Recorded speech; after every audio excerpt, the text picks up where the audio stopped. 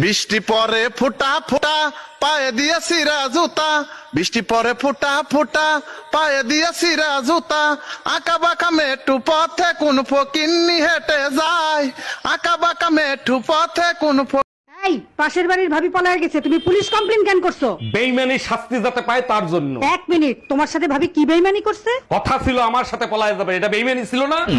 আজকে পুতা দিয়ে সেইসা গলায় ফেলবো। হ্যালো, হ্যাঁ বলো বউ। আমি যদি হারিয়ে যাই তাহলে তুমি কি করবা? তুমি যদি হারিয়ে যাও তাহলে খবরের কাগজে আমি বিজ্ঞাপন দিব, বিজ্ঞাপন। খবরের কাগজে কি লিখবা?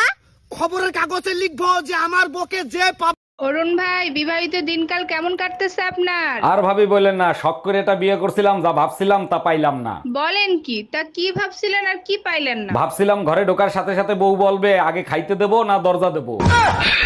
হ্যালো, আমি আপনার ছেলের স্কুল থেকে স্কুল টিচার বলতেছি। জি স্যার, বলেন, কোনো সমস্যা হয়েছে? না, কোনো সমস্যা নেই, আপনার ছেলে তো লেখাপড়ায় খুবই ভালো, শুধু মেয়েদের সাথে মেশে। এটা সমস্যা না, ছেলের বাপ ও আশেপাশে ভাবিদের নিয়ে থাকে, এটার সমাধান কি সেটা বলেন। আচ্ছা, বউ কাকে বলে জানো? কাকে বলে?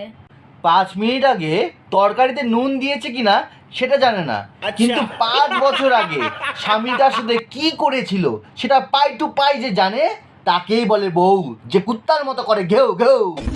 এই, তোমারে গরুর ফার্ম দিয়া দুধ আনতে বলছি, দুধ কই? দুধ আনতেই তো গেছিলাম, দুধ তো দিল না, উল্টো মাইর দিছে। মার দিছে?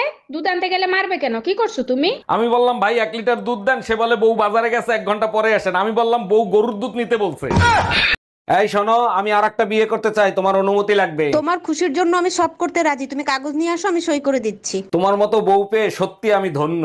আচ্ছা শোনো, সেকেন্ড হ্যান্ড পিস্তল কি 8-10 হাজার টাকায় পাওয়া যাবে?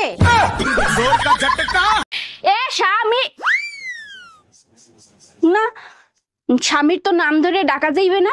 দাদা শ্বশুরে বলছে স্বামীর নাম ধরে ডাকলে হেলে বলে অমঙ্গল হয়। তাইলে কি কইয়া ডাকবো, কি কইয়া ডাকবো, কি পাইছি? এ কুত্তা, খাইয়ে যা। আরে ভাবি, আপনার কানের ছিদ্র তো বন্ধ হয়ে গেছে, কানের তো পরেন না আপনি? না ভাই, আজ 3 বছর হয়ে গেছে কানেরটা পরি না, তাই ছিদ্র বন্ধ হয়ে গেছে। ভাইও তো বিদেশ গেছে প্রায় 5 বছর হয়ে গেছে, সব ঠিক আছে তো? বেডাগুলা মানুষের জাতো না, মন্ডায় চায় পুতা দিয়েছে ইচ্ছা দিয়ে। মাংস কাটার ব্যাপারী ভাই কাইটা দি মুনলি, আরে মাইয়ার লাগা করতে পারি 6 রাউন্ডের গুলি।